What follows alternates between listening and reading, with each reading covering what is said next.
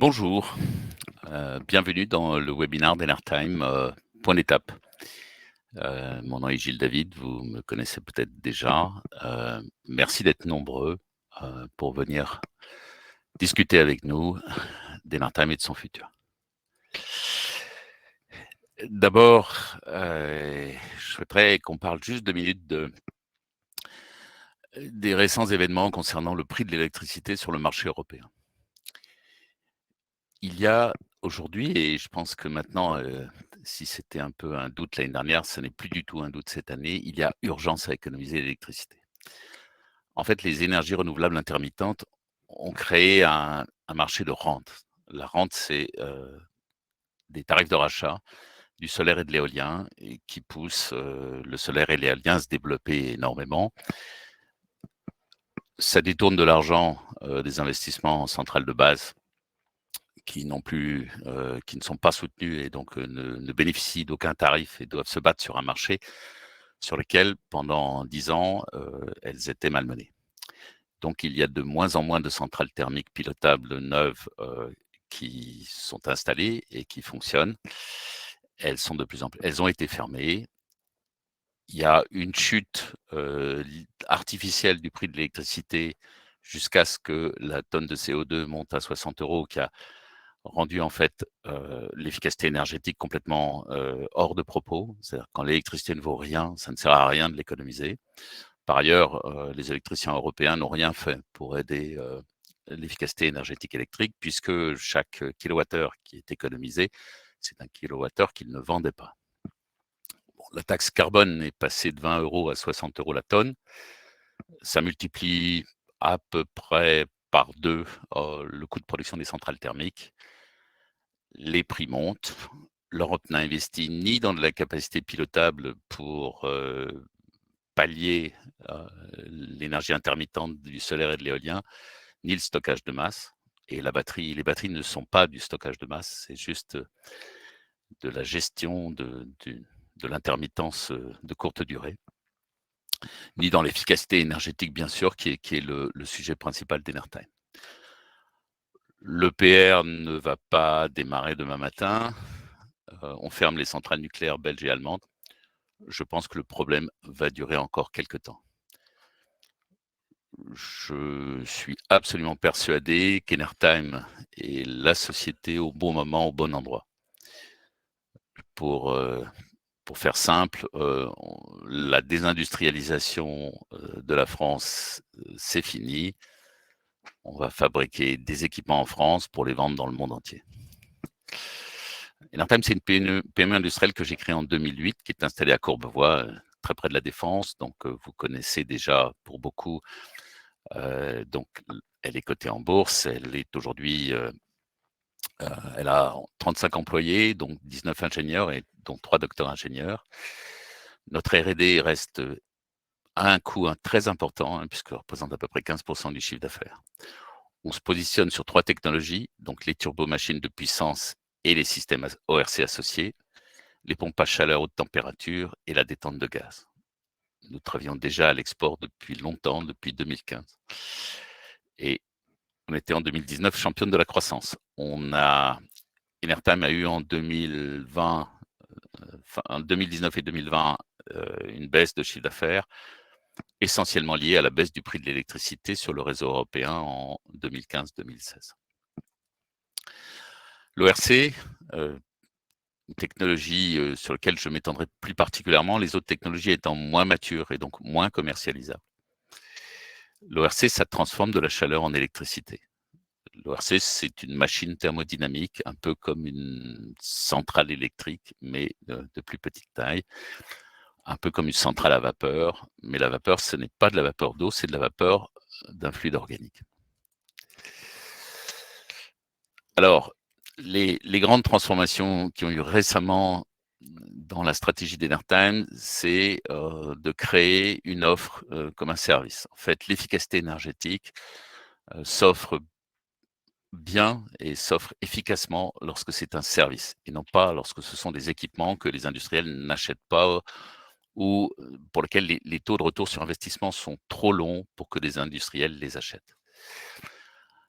D'abord, cette offre, elle protège l'industrie européenne de l'augmentation du prix de l'énergie. Il faut savoir que si les consommateurs vont être touchés par l'augmentation du prix de l'électricité, ils le seront finalement assez peu, puisque de toute façon, en général, ils étaient gérés, enfin ou alimentés par EDF ou, par ce qu'on appelle l'ARENH et ne subiront pas, très fortement l'augmentation du prix de l'électricité. Par contre, ce qui est absolument clair, c'est que l'ensemble de l'industrie européenne va voir le coût de l'électricité augmenter très significativement et c'est là où notre offre, est déterminante, comme celle de tous les acteurs de l'efficacité énergétique pour aider les industriels à éviter que leur coût de l'énergie et de l'électricité s'envole. Les autres sujets, c'est le déconsolidation de l'investissement pour l'industriel en mobilisant des tiers investisseurs. C'est-à-dire que ce n'est plus l'industriel qui investit lui-même, c'est un tiers, un fonds d'investissement et des banques qui, financent cet investissement. C'est une excellente solution pour, trouver toutes les combinaisons possibles de valorisation de la chaleur d'une usine, en y mettant, un ORC, une récupération de chaleur pour chauffer des locaux ou une récupération de chaleur et ou une récupération de chaleur pour alimenter un réseau de chaleur. C'est une électricité qui est bon marché et à prix ferme et qui est d'autant plus bon marché aujourd'hui que le prix de l'électricité s'envole sur le marché européen. C'est un service à l'industriel qui lui permet d'augmenter la valeur de sa chaleur fatale. C'est-à-dire que si l'industriel un jour doit vendre sa chaleur fatale à une usine voisine ou à un réseau de chaleur voisin, il le fera dans de bonnes conditions et pas, à des prix, très bas comme c'est le cas aujourd'hui. L'ORC fonctionnera un peu moins, mais, en général, l'ORC est rentabilisé au moment où la possibilité de vendre la chaleur à quelqu'un d'autre que l'ORC, devient possible. Au final, c'est transformer en profondeur le marché du service énergétique. Les services énergétiques aujourd'hui sont réalisés par des entreprises, heu, bien implantées sur les territoires, en général avec des zones d'intervention, limitée en France à, une région ou un département, mais plutôt une région. Ces sociétés ont, des agences un peu partout en France et dépendent en général des grands électriciens ou énergéticiens français ou internationaux. Ces sociétés n'ont pas la capacité de porter des technologies comme les nôtres de manière efficace sur les territoires. Ces sociétés font de l'efficacité énergétique, de manière, non différenciées, elles offrent toute la panoplie, de technologies dans l'efficacité énergétique, donc elles ne maîtrisent pas, en fait, les technologies très particulières comme celles que nous déployons. Et donc nous pensons qu'à terme, l'efficacité énergétique sera réalisée par des sociétés de services énergétiques essentiellement, spécialisées, c'est-à-dire capables de porter quelques technologies, sur des marchés, bien ciblés. Alors le marché. Pour rentrer un petit peu dans le détail et faire comprendre, donc bien le marché potentiel d'Enertime, on a créé cette diapositive qui montre, suivant les types d'industries, quels sont les domaines où, notre offre est pertinente. Alors notre offre n'est pas pertinente dans les ORC quand la chaleur est de, trop faible température et pour nous, trop faible température, ça veut dire en dessous de 300°. On peut intervenir à 250-260°, mais en dessous, les projets ne sont pas rentables et quand je dis chaleur, c'est la chaleur de fumée, hein. Je ne parle pas de vapeur ou d'huile thermique ou d'eau chaude. Donc certaines industries, comme, les papeteries, les raffineries et toutes les usines agroalimentaires ne sont pas adaptées à l'installation d'ORC.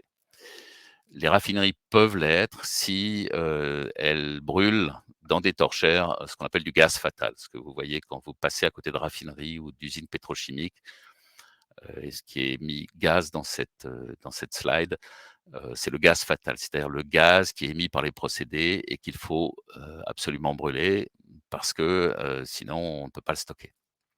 Donc dans certains cas, comme dans les raffineries, il n'y a pas de chaleur, utilisable, mais par contre, il y a du gaz fatal qu'on peut brûler dans une chaudière et transformer en chaleur. Alors Si vous avez certaines questions, n'hésitez pas à les poser. Je n'y répondrai qu'à la fin de la présentation pour, ne pas, casser le dynamisme de la présentation.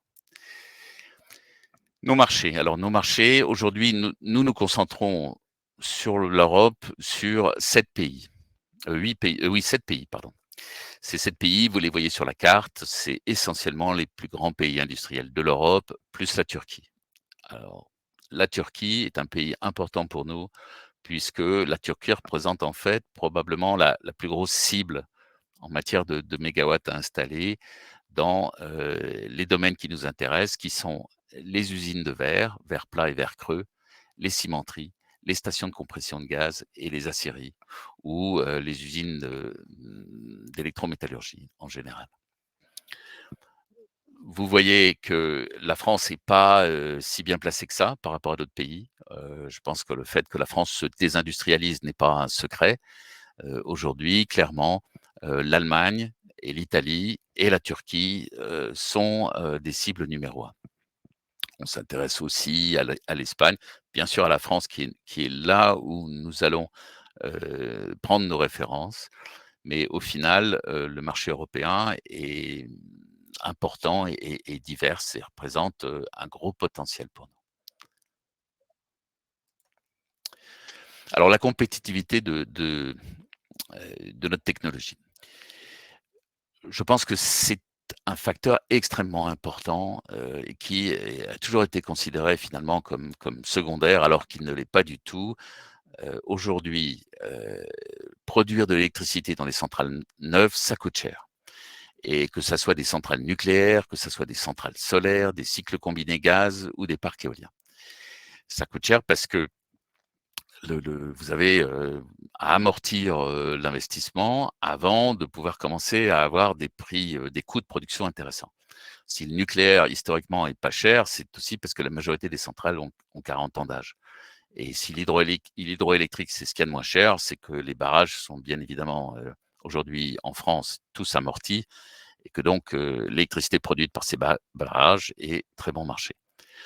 Donc nous, avec une centrale neuve ORC, nous considérons que nous sommes compétitifs par rapport et nous pouvons le démontrer par rapport à toutes les autres technologies. Par ailleurs, nous produisons de l'électricité de base et pas de l'électricité intermittente. L'électricité intermittente n'a pas la valeur que les gens, annoncent. De l'électricité intermittente, c'est comme si vous avez l'eau chez vous entre 2 heures et 3 heures du matin. Si vous voulez prendre une douche à 8 heures, c'est compliqué. Si vous voulez la stocker, ça coûte très cher. Et alors le deuxième sujet qui est le coût du transport. Comme nous produisons dans les usines, avec la chaleur perdue des usines pour alimenter l'usine, il n'y a aucun coût de transmission. Et ça, c'est important puisqu'aujourd'hui, le coût de transmission, quand il est facturé aux industriels, représente de l'ordre de 15 € du mégawattheure. C'est-à-dire que vous devez, en théorie, rajouter 15 € à tous les prix nucléaire, solaire, cycle combiné gaz ou éolien. La concurrence. Nous avons aujourd'hui, 3 concurrents. Ce sont des très grosses sociétés, là où Enertime est le David de l'histoire, ce sont des Goliaths. Turboden appartient au groupe Mitsubishi Heavy Industries, Exergy appartient au groupe chinois TICA et Ormat est une société indépendante cotée au Nasdaq qui aujourd'hui vaut, je crois de l'ordre de 3 milliards de dollars.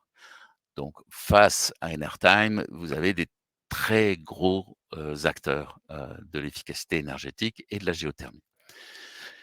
Nous nous intéressons essentiellement aujourd'hui à la chaleur perdue industrielle et nous sommes les seuls à avoir une offre de services énergétiques.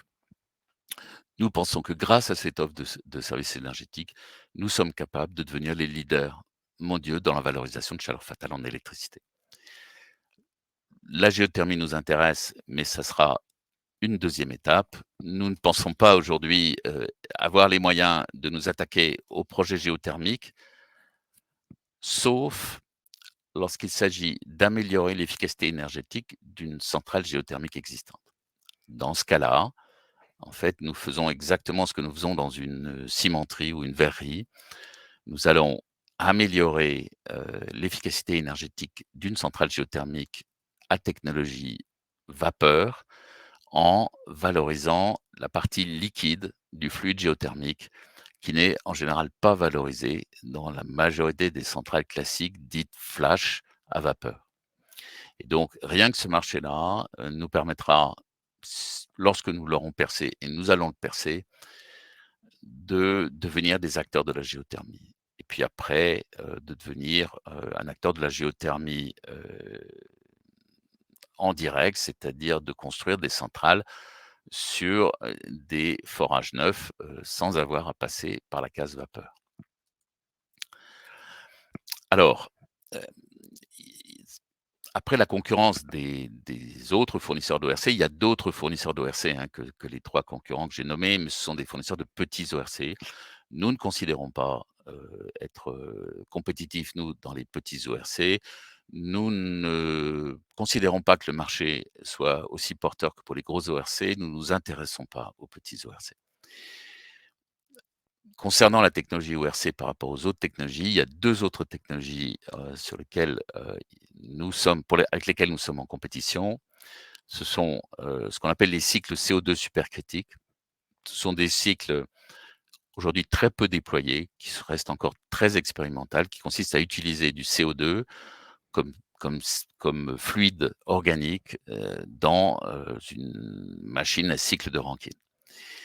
Donc les cycles au CO2 supercritiques sont essentiellement intéressants pour, le nucléaire. C'est-à-dire qu'elles permettraient de faire, des centrales, de 100-200, 300 mégawatts avec des cycles au CO2 et des encombrements et des coûts, très réduits. Nous serions intéressés éventuellement, si une filière en France se crée pour faire des centrales de quelques centaines de mégawatts, à développer pour cette filière un cycle au CO2 supercritique. Mais aujourd'hui, ça n'est pas la priorité. Sinon, il y a les cycles vapeur, qu'on appelle SRC pour Steam Rankine Cycle, à opposer de Organic Rankine Cycle. Pourquoi? Bah, parce que en fait, ce sont les cycles classiques des centrales à vapeur équipées de turbines à vapeur. Ces cycles sont au final, heu, compétitifs lorsque vous avez, des fortes puissances, à récupérer et lorsque vous avez des, hautes températures, c'est-à-dire au-delà de l'ordre de 350-400°. À ce moment-là, si vous pouvez garantir une haute température, que vous avez des grandes quantités d'énergie, les cycles vapeur restent plus intéressants. La réalité, c'est que la majorité des usines modernes aujourd'hui, les fours ont une efficacité énergétique bien meilleure qu'avant et donc les fumées, en général, ne sortent pas à des températures très, très élevées, 450-500°. Et donc les cycles vapeur sont en général inadaptés à ces nouvelles usines et de toute façon, beaucoup de ces usines n'ont de toute façon pas, les puissances suffisantes, pour, justifier un cycle à vapeur qui est beaucoup plus cher quand on parle de 1 ou 2 mégawatts. Donc notre zone de confort, c'est entre 500-600 kilowatts et à peu près 10 mégawatts et c'est là où l'ORC est totalement pertinent. Ça, c'est pour la récupération de chaleur fatale. Dans le cadre de la géothermie, on peut avoir des centrales encore plus grosses parce que les températures en général, sont souvent assez basses et les puissances très importantes. Alors, le modèle tiers financé, on n'a pas, de statistiques mondiales sur, l'efficacité énergétique sur un modèle tiers financé. Ce qui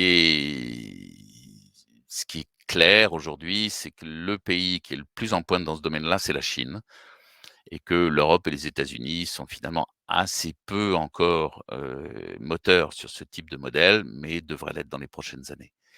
En France, il y a 2 types de projets, qui sont aujourd'hui, montés sur un modèle tiers financé, dans le cadre des appels à projets de l'ADEME, qui représentent un nombre suffisamment important pour qu'on puisse faire une statistique.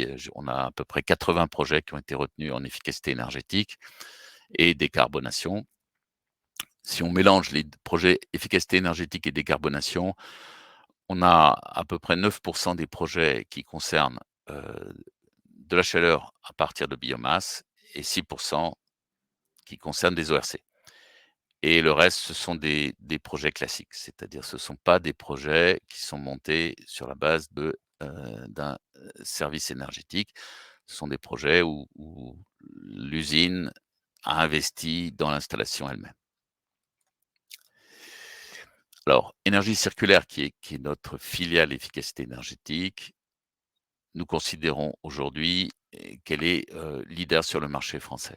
Puisque sur 18 des projets d'efficacité énergétique qui concernaient des ORC, Énergie Circulaire en a déposé 11, c'est-à-dire à peu près les 2 tiers. Il y a 2 acteurs qui ont déposé des dossiers, ou qui ont gagné des dossiers, parce que ça, ce sont les projets gagnés, c'est Engie et E.ON.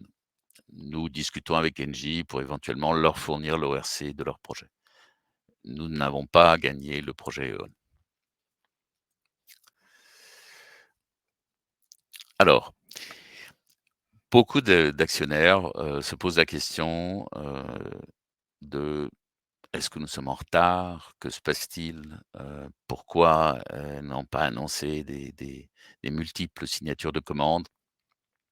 Et est-ce que Enertime est, sur les bons rails? Est-ce que finalement, on risque pas de voir, Enertime en difficulté parce que les projets ne sortent pas?»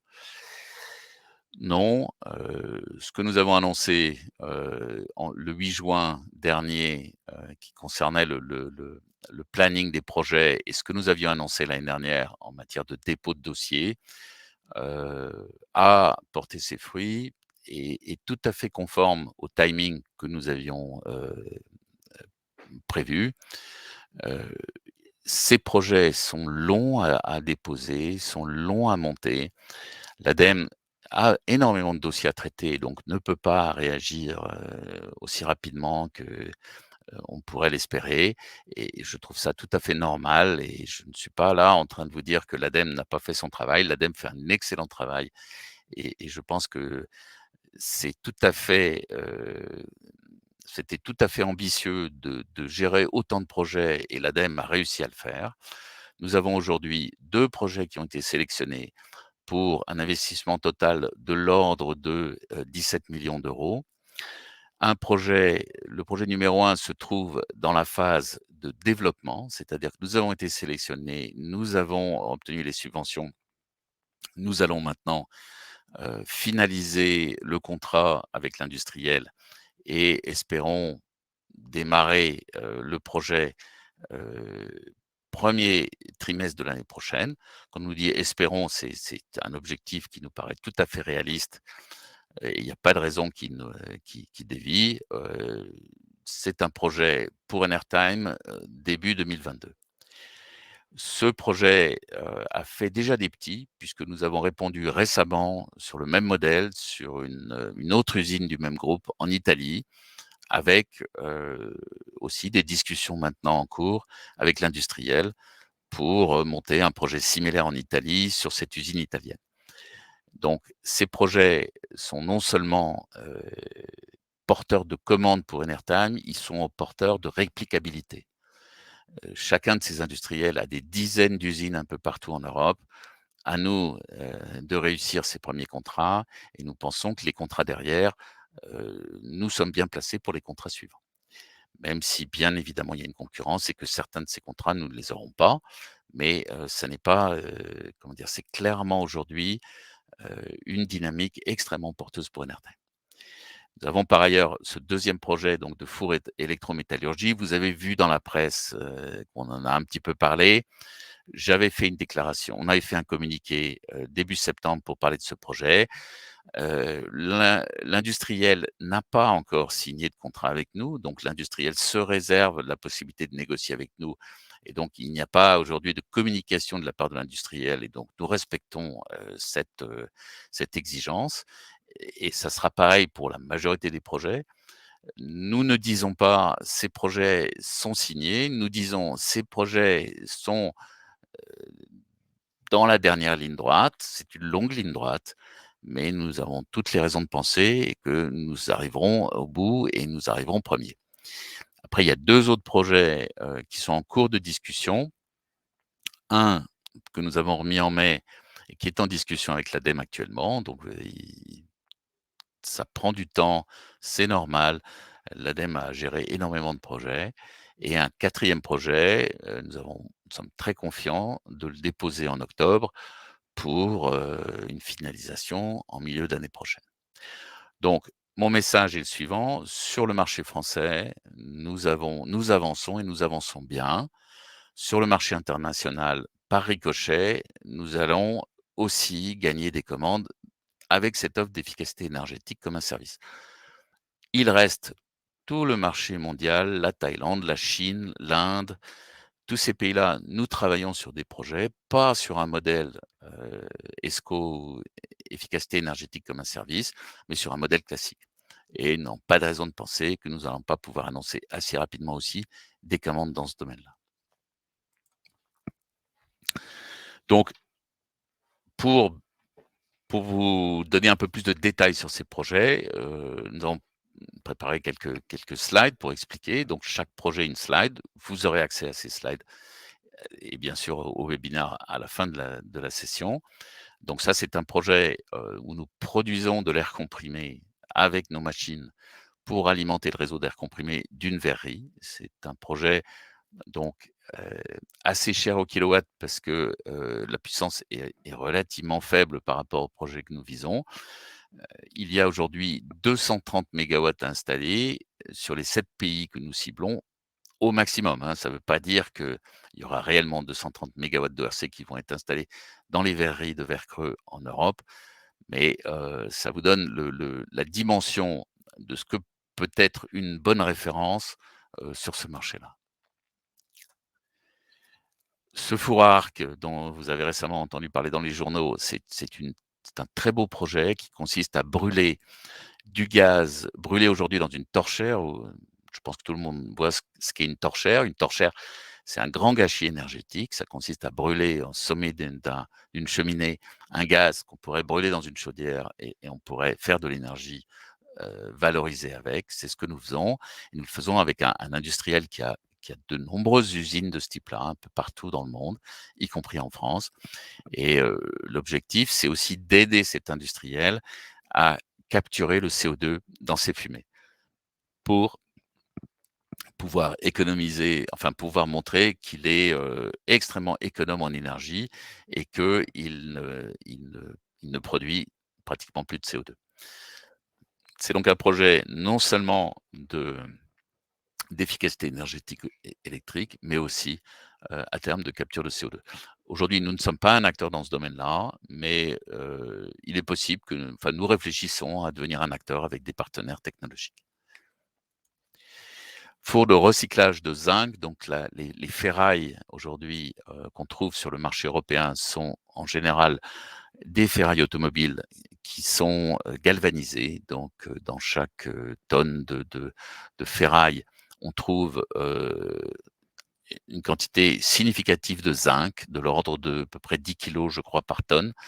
Ces 10 kilogrammes valent beaucoup d'argent et surtout sont assez faciles à récupérer, donc ne coûtent pas trop en CO2. Donc comme toutes les usines de recyclage, ces usines ont le vent en poupe et devraient dans les prochaines années comment dire? Avoir une activité très porteuse et donc cette usine, heu, a un système de traitement, des fumées ou des ce qu'on appelle les COV à la sortie du four avec une oxydation catalytique. Nous récupérons la chaleur à la sortie de l'oxydateur catalytique. La chaleur produite, par l'usine permet d'alimenter presque plus que l'usine. Donc c'est un beau projet. Nous n'avons pas encore les résultats, de l'ADEME. Nous fondons des bons espoirs sur ce projet-là en espérant que, nous serons retenus. Et dernier projet, c'est une cimenterie. Le marché des cimenteries est un marché très important pour nous. Nous discutons déjà depuis quelque temps avec ce cimentier qui, nous a signifié qu'il était intéressé à déposer un dossier avec nous. Ça n'est pas fait, il y a encore, une dernière ligne droite d'une semaine et demie. Nous sommes assez confiants, il m'a semblé important de vous en parler pour vous montrer ce que faisait Enartime, pour, gagner les commandes dont nous avons besoin pour devenir ce leader que nous serons bientôt.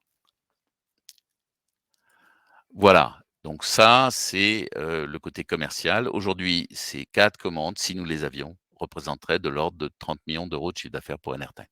30 millions d'euros, c'est beaucoup, beaucoup de commandes par rapport à ce que nous avions l'habitude de traiter jusqu'à présent, pas plus de 4-5 millions annuellement. Donc nous pensons, nous sommes à l'aube d'un décollage. Ce décollage n'est pas encore, là, puisqu'il faut finaliser ces contrats, il faut faire financer ces projets par des investisseurs et des banques. Mais nous sommes confiants que sur les 4 projets, de toute façon, un nombre significatif, si ce n'est pas les 4, sortiront. Alors, la finance, je pense que pour les actionnaires d'Enertime, c'est le sujet, le plus important. La finance, notre finance, nous maîtrisons notre développement et nos besoins financiers. Nous sommes en train de finaliser un accord avec des fonds d'infrastructure pour le financement intégral, des SPV des projets montés par Énergie Circulaire. C'est-à-dire que les projets montés par Énergie Circulaire n'utiliseront pas le capital d'Enertime. Le capital d'Enertime est rare et cher. Ces projets, sont, des projets intéressants pour tous les investisseurs, en infrastructure, de la transition énergétique. Ces investisseurs, aujourd'hui, obtiennent des rendements très faibles du solaire et de l'éolien, parce que les rentes, heureusement, dans un système de loi de marché, les rentes donnent des rendements très faibles. Nos projets ont des rendements tout à fait raisonnables et qui permettent de les financer. Et donc, nous sommes assez confiants et nous sommes en négociation presque finale avec des fonds de ce type-là. Nous avons aussi l'intention, et là-dessus, c'est quelque chose que j'avais peut-être un peu évoqué, mais qui maintenant se précise. Nous allons, chercher à faire rentrer des investisseurs au capital d'énergie circulaire.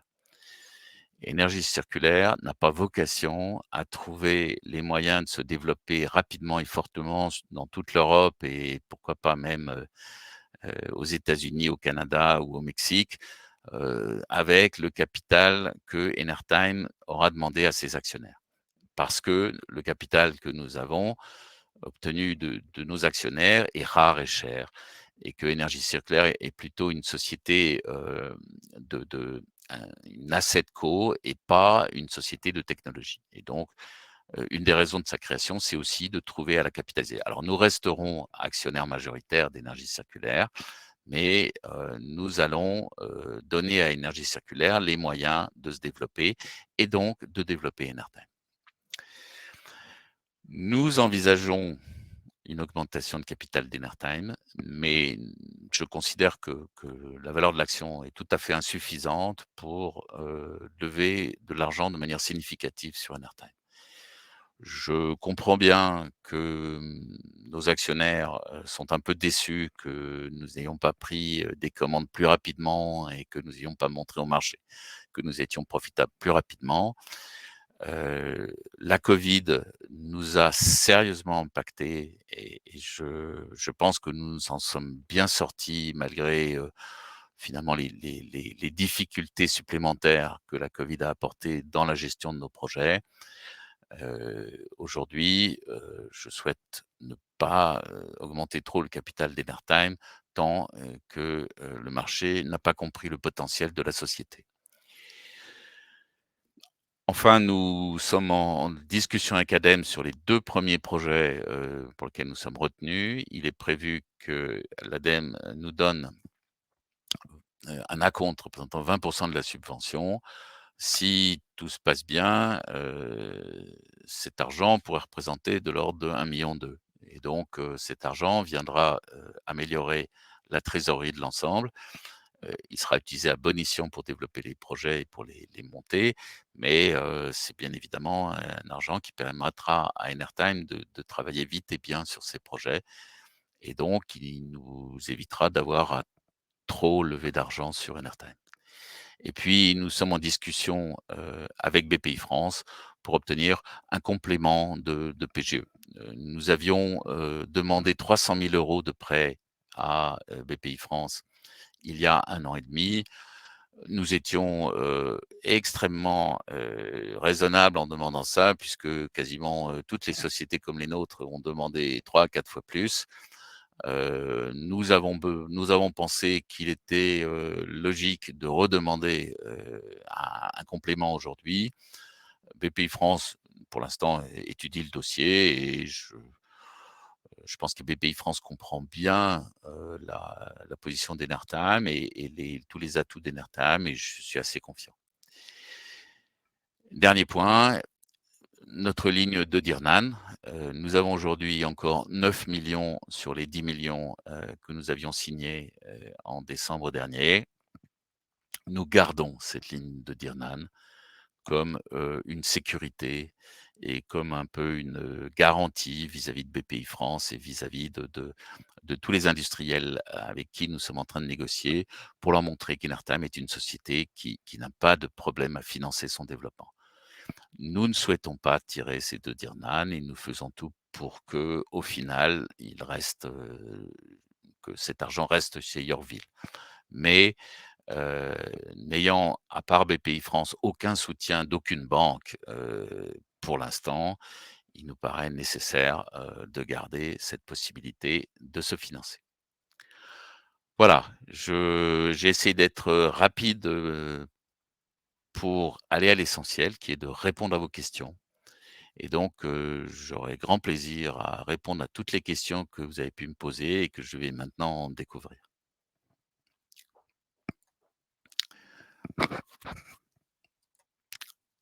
Alors, voilà. Alors, vous m'excuserez si je suis un peu, parfois, je tâtonne puisque cet outil est nouveau. Nous allons l'utiliser de plus en plus, dans les prochaines années, pour essayer de faire des webinars, en continu, heu, toute l'année pour parler de plusieurs sujets à chaque fois ou certains sujets précis lorsque il y a, un sujet, justifie un webinar. Alors la première question est une question sur le temps moyen du retour sur investissement d'un ORC. Aujourd'hui, hier, à l'époque où l'électricité valait 50 € du mégawattheure et que nous avons obtenu des subventions à hauteur de l'ordre de 30 à 35. Un retour sur investissement sur un ORC raisonnable, de taille raisonnable est de l'ordre de 6 ans, 6-7 ans. C'est-à-dire tout à fait compatible avec un financement, en tiers financement. Demain, si les industriels se doivent de payer l'électricité 80 ou 90 € du mégawattheure, alors on n'avons plus besoin de subventions pour mettre des ORC dans les usines. Je pense que ça n'arrivera pas tout de suite puisque je pense que l'État, français et l'Europe en général essaiera d'amortir le surcoût de l'électricité, auprès des industriels pour éviter que certaines usines ne ferment. Alors, la question c'est, est-ce que vous pensez pas trop vous éparpiller en tant qu'activité? Alors, nous éparpiller, oui et non. Non, nous nous éparpillons pas dans le sens où, d'abord nous sommes dans les pays où nous avons des contrats. Quand vous êtes dans un pays, que vous avez une référence dans ce pays, vous avez une position bien meilleure que si vous n'êtes pas connu. Dans le domaine des ORC, c'est encore plus flagrant, c'est qu'en fait les ORC sont une technologie assez peu connue et que, il y a finalement des pays où, les gens ne savent pas ce que c'est qu'un ORC. Donc faire, effectivement du commerce dans ces pays-là est difficile. Mais aujourd'hui, nous nous cantonnons à la France, à l'Allemagne, à l'Italie, un petit peu l'Espagne, ça c'est pour l'Europe, la Turquie et puis la Chine où finalement nous avons des agents qui travaillent pour nous, la Thaïlande où nous avons un partenaire qui travaille pour nous. Nous sommes au Mexique parce que nous avons un contrat là-bas et nous nous intéressons à quelques autres pays dans la géothermie, mais dans l'efficacité énergétique géothermique comme le Kenya ou l'Indonésie. Pour une société comme la nôtre, ce n'est pas de l'éparpillement.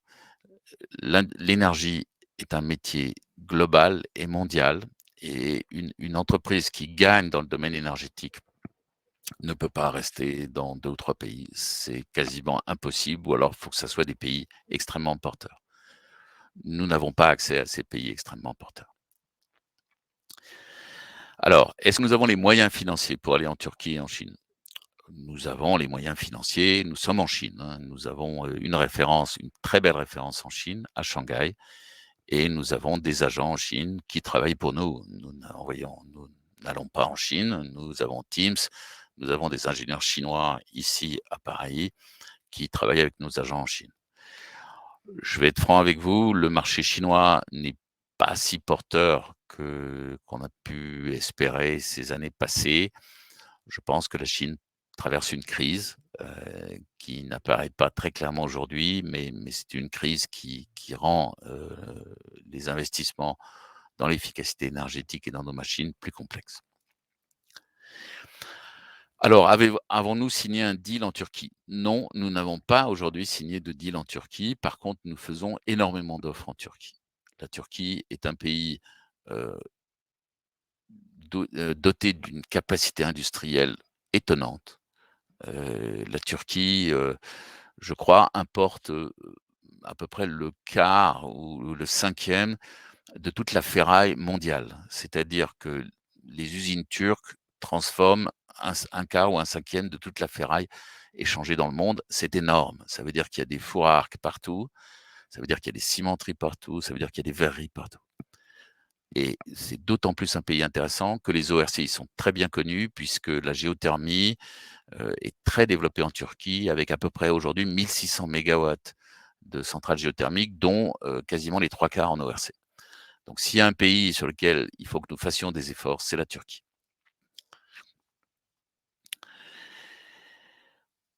Pourquoi il n'y a pas le projet pour l'usine de Verallia? Si, il y a le projet sur l'usine de Verallia. Si vous avez bien regardé, c'est le la première ligne, c'est l'usine de Verallia se trouve dans le nord de Lyon, en Auvergne-Rhône-Alpes, c'est une verrerie et c'est la première. Et d'ailleurs sur le slide, c'est marqué Verallia. Nous n'avons aucun problème pour parler de l'usine de Verallia et de parler de Verallia, ça c'est un projet qui avance. Et je vais être franc avec vous, il y a des ajustements techniques, qui ont retardé le projet, mais aujourd'hui, nous sommes confiants que le projet est sur de bonnes voies. Après, je prends les questions comme elles arrivent. C'est peut-être pas les premières, je vais essayer de voilà. Alors, heu vous nous dites, bon, le PGE. Alors le PGE, à quel échange doit-on rembourser le PGE? Nous avons 5 ans pour rembourser le PGE. C'est-à-dire, nous avons le temps et c'est un PGE de 300 000 €, donc ça représente pas grand-chose pour la société. La question est, il y a 3 ans, nous, on souhaitait s'orienter vers l'Asie. Pourquoi on n'entend plus rien sur le sujet? Eh bien, c'est très simple, c'est qu'aujourd'hui, pour aller en Asie, il faut rester, si on veut aller voir un client en Asie, il faut rester 10 jours dans un hôtel en quarantaine, que la Chine, on peut même pas y aller, que les clients, de ces pays-là, en sont encore à essayer de se sortir d'un confinement qui, dans beaucoup de pays, existe encore. L'Asie, vu du point de vue d'une société comme la nôtre, c'est un territoire qui a été quasiment, improductif pendant 1 an et demi, 2 ans. Aujourd'hui, le marché européen est beaucoup plus porteur et se développe beaucoup plus vite, et nous pouvons aller en Turquie, nous pouvons aller en Allemagne ou en Italie. Nous ne pouvons quasiment pas aller en Thaïlande ou en Chine. Nous avons envoyé une équipe en Thaïlande, très récemment. Cette équipe, vient de sortir de son hôtel où elle était restée 10 jours. Je ne souhaite pas envoyer un commerçant, en Thaïlande pour qu'il reste, 10 jours dans un hôtel à attendre, d'aller voir le client. Donc aujourd'hui, la Thaïlande est un pays très porteur pour nous, potentiellement, et nous allons, je l'espère, faire des annonces, assez rapidement sur ce pays-là. Pour les autres pays, c'est plus compliqué. L'Inde aussi est un pays qui semble porteur. Les autres pays nous paraissent encore aujourd'hui englués, dans la covid.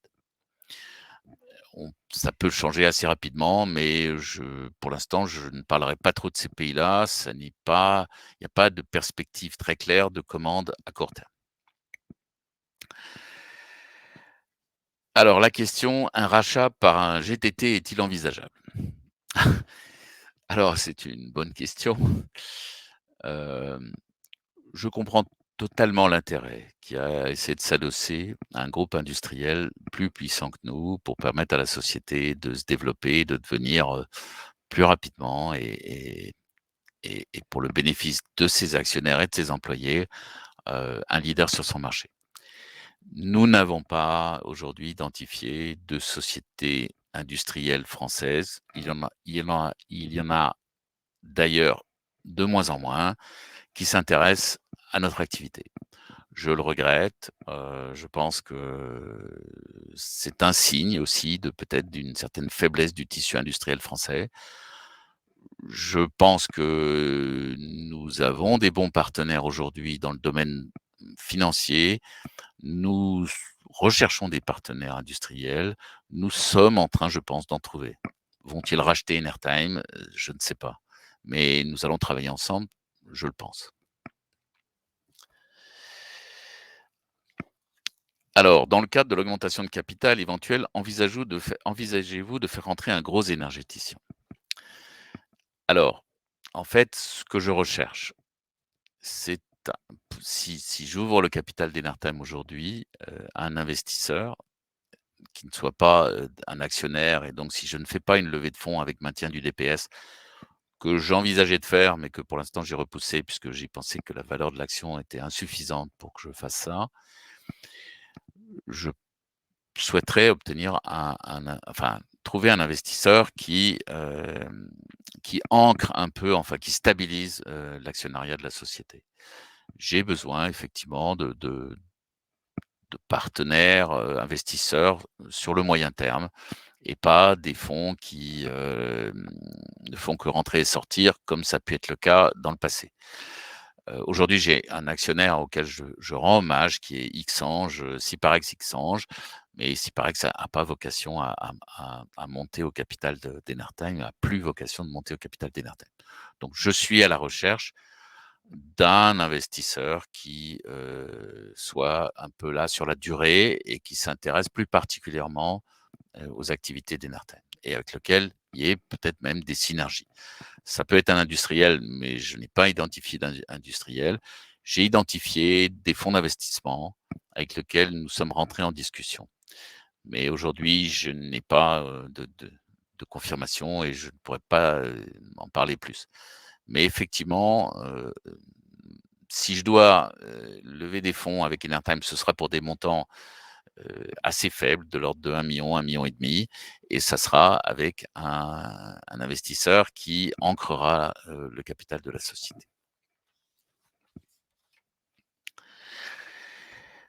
Alors, y a-t-il des revenus récurrents des installations?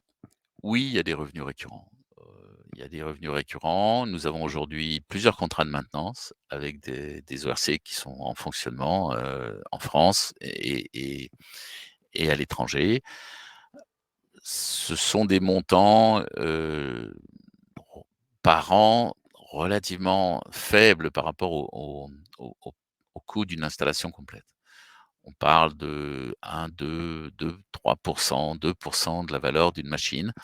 C'est donc pas, suffisant à ce stade pour, vraiment peser lourd sur les résultats d'Enertime. Mais clairement à terme, les revenus récurrents, permettront d'asseoir la rentabilité de la société. Alors, est-ce que nous allons investir dans des sociétés de projets pour, obtenir des revenus récurrents via ces sociétés de projets? C'est possible, mais ça voudrait dire, des levées de fonds, beaucoup plus significatives de ce dont nous parlons aujourd'hui. Heu, nous ne sommes pas non pas du tout, sommes pas du tout opposés à ça. Ça se fera probablement via énergie circulaire. Mais aujourd'hui, s'il faut lever de l'argent pour faire ça sur Enertime, je pense que ce n'est pas l'intérêt des actionnaires. Par contre, si nous pouvons, via énergie circulaire, trouver un moyen de lever de l'argent sur énergie circulaire, alors éventuellement, c'est un sujet, que nous regarderons attentivement. Par ricochet, les revenus d'énergie circulaire seront en partie les revenus d'Enertime.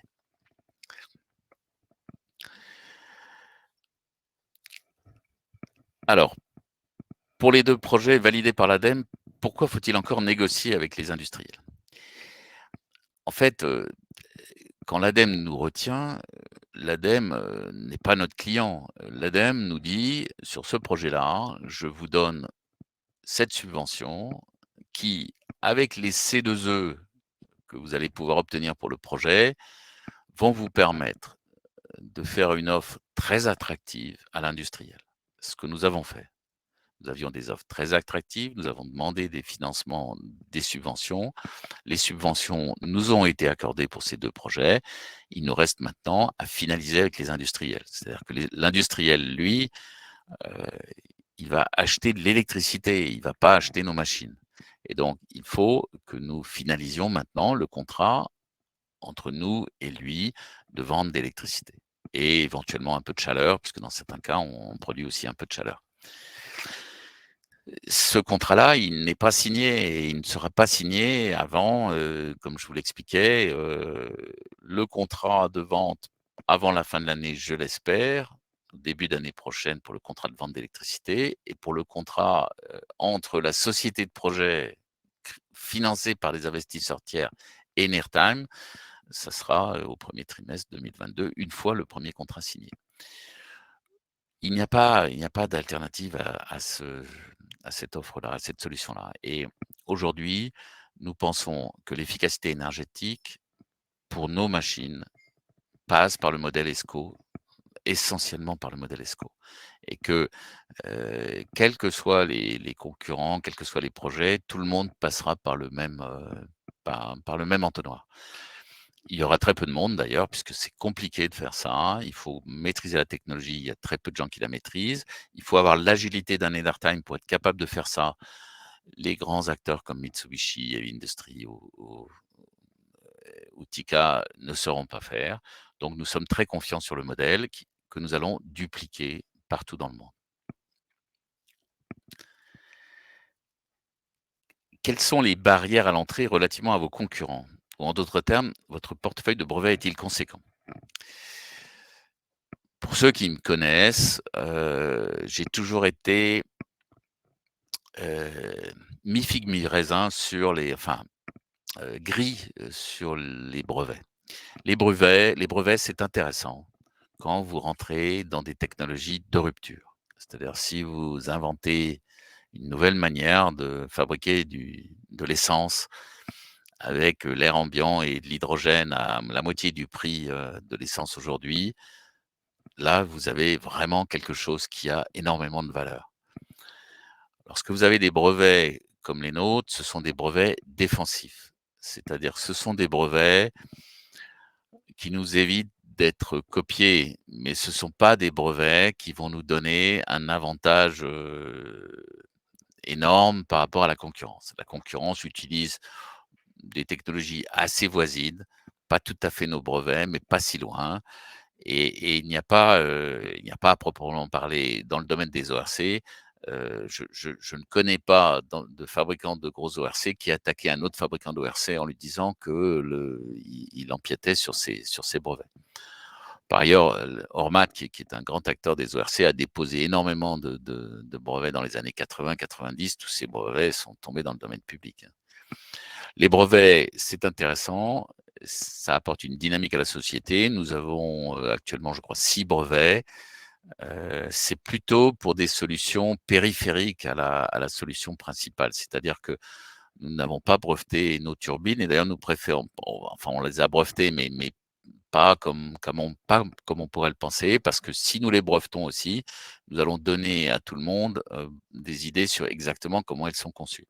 Donc finalement, les brevets, non seulement ça protège pas forcément, mais en plus ça explique, à la concurrence exactement comment on fait. Donc je ne suis pas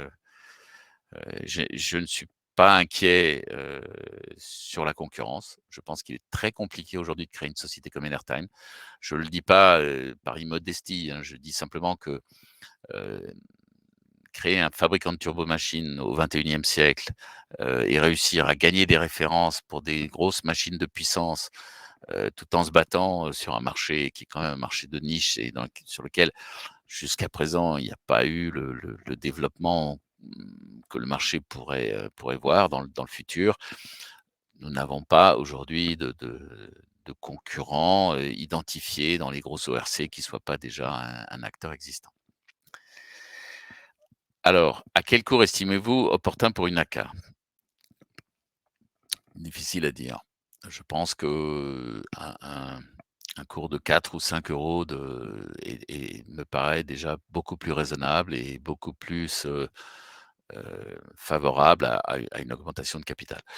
Je pense que la valeur de l'action aujourd'hui est tout à fait, en dehors des clous et quand je regarde les autres sociétés, en particulier dans l'hydrogène, et les capitalisations qu'elles ont, je pense que il y a enfin, je pense que les jugements sur la valeur de ces sociétés et la valeur d'Enertime est pas tout à fait équilibré. Voilà, pour ne pas dire, autre chose. Alors, les projets avec GRTgaz. Les projets avec GRTgaz, en fait, nous n'avons pas aujourd'hui, une visibilité, très claire sur, dans quel sens GRTgaz veut avancer. Ce qui est certain, c'est qu'il y avait l'avant, augmentation du prix de l'électricité et il y a l'après. C'est-à-dire que si vous avez une technologie qui fait du froid et de l'électricité avec la détente du gaz et que, votre coût de production, il est enfin que vous pouvez vendre, avec des retours sur investissement de 6-7 ans l'électricité à 60 € du mégawattheure. Lorsqu'un industriel paye 60 € du mégawattheure son électricité sur le réseau, et vous avez du mal, si vous n'avez pas de soutien et il n'y a pas de soutien en France aux turbines de détente de gaz, vous ne pouvez pas, offrir à cet industriel un tarif électrique intéressant. Lorsque, le prix de l'électricité passe à 100 € du mégawattheure et que vous finissez par arriver à convaincre, heu, l'administration qu'il faut aider les turbines de détente de gaz, alors, vous avez tout de suite un marché. Donc je pense que GRTgaz aujourd'hui, est un peu en attente de voir, comment va évoluer le prix de l'électricité et le prix du froid d'ailleurs, puisqu'on produit aussi du froid avec ces turbines et en fonction de ça, ils vont décider ou pas, d'investir plus massivement. Je ne vous cache pas qu'aujourd'hui, le marché sur lequel nous fondons plus d'espoir, mais je ne peux pas aujourd'hui, vous garantir qu'au final, il en sortira des beaucoup de commandes ou très peu, c'est la Thaïlande. La Thaïlande consomme beaucoup de gaz naturel, a beaucoup de parcs industriels alimentés au gaz naturel, a beaucoup de centrales cycle combiné.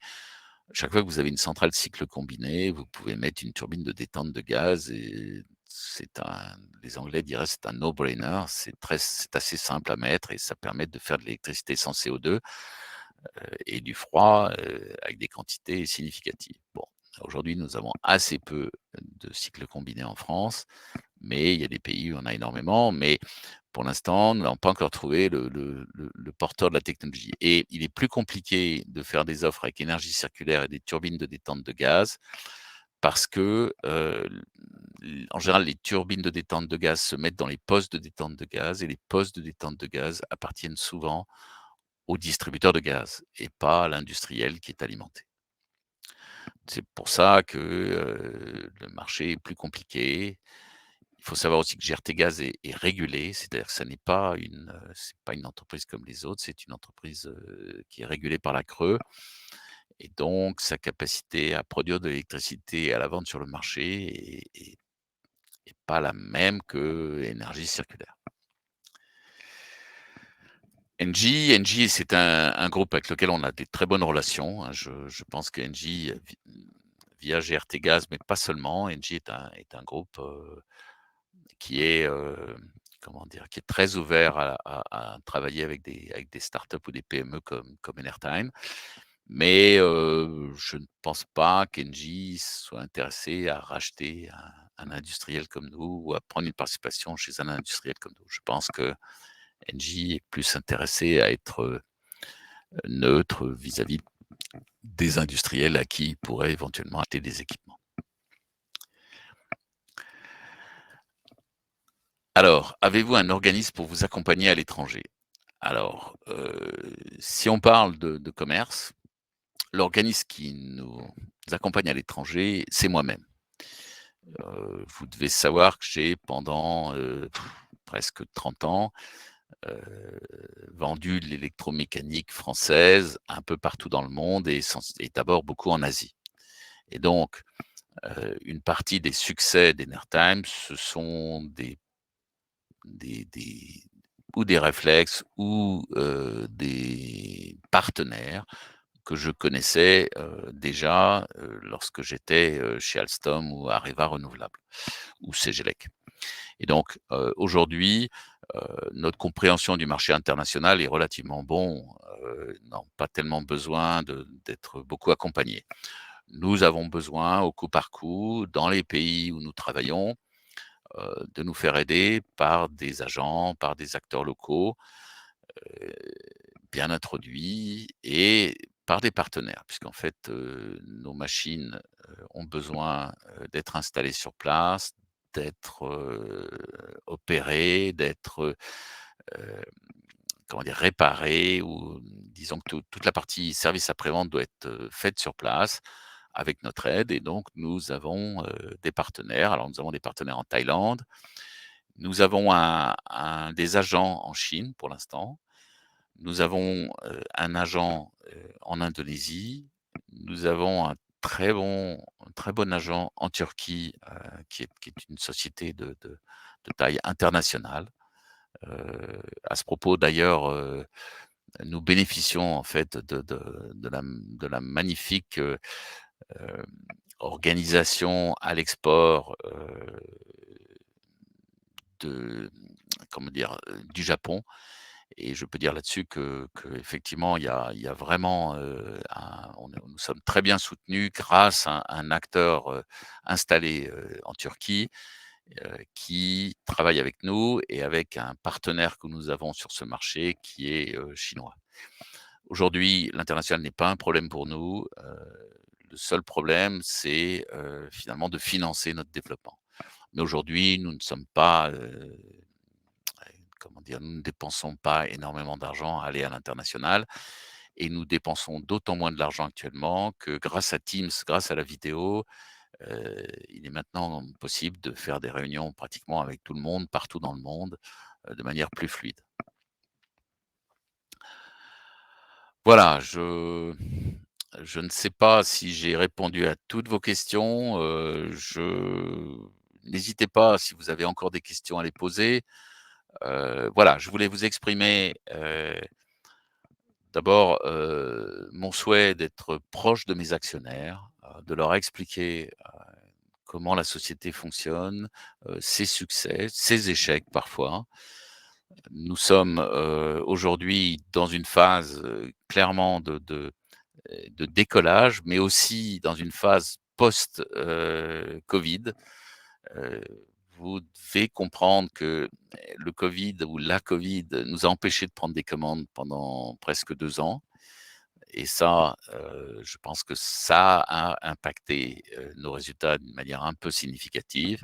Mais, ce temps est révolu. Aujourd'hui, Enartime a, un magnifique potentiel devant lui.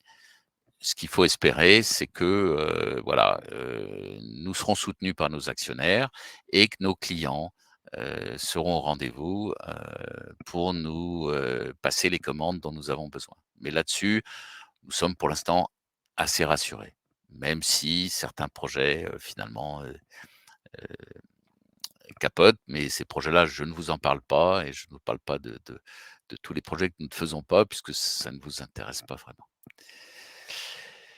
Peut-on espérer un soutien supplémentaire de l'État via le plan d'investissement en France de 2030? C'est intéressant.